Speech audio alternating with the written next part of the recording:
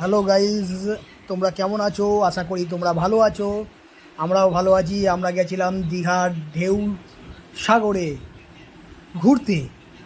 দারুণ জায়গা, গিয়ে খুব ভালো লেগেছে।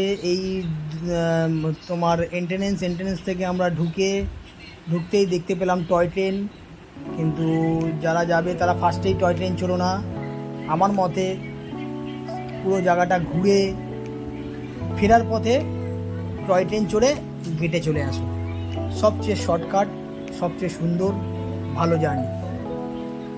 এই আমরা আস্তে আস্তে যাচ্ছি পার্কের ভেতরে। এই টয় ট্রেনের সামনে এই লাইট লাগানো, বেশ সুন্দর জায়গাটা, বেশ ভালো করেছে। বাচ্চাদের নিয়ে গেলে খুব ভালো লাগবে। এটা একটা আইসক্রিম পার্লার। এই আইসক্রিম পার্লারে এই পার আইসক্রিম 100 রুপিস করে আছে।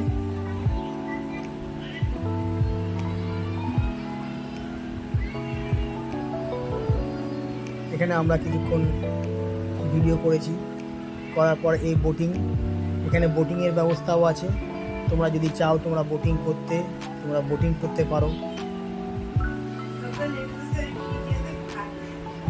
এরপরে এই এই এই জাহাজ বাড়ি টাইপের আছে, এটা করেও তোমরা এই ঘুরতে পারো।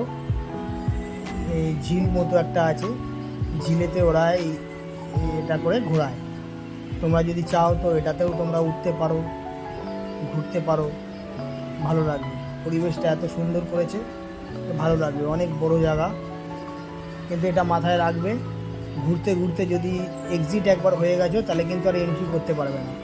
তাই যখন বেরোনোর ইচ্ছা হবে তখনই এই সমুদ্রের ধারে এক্সিট থেকে বেরোবে, তার আগে এক্সিট করবে না। পার্কটা অনেক বড় আছে, ঘুরতে টাইম লাগবে, আস্তে আস্তে ঘুরবে। এর মধ্যে রেস্টুরেন্টও রয়েছে, কারোর যদি মনে হয় কিছু খাবার খেতে পারো। আমরা খাইনি কিছু, আমরা খাওয়ার মধ্যে আইসক্রিম খেয়েছিলাম আর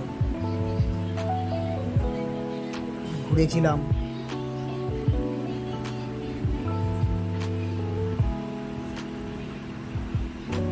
এই ঢেউ সাগরের লোগো করা। পার্কটা অনেক বড়।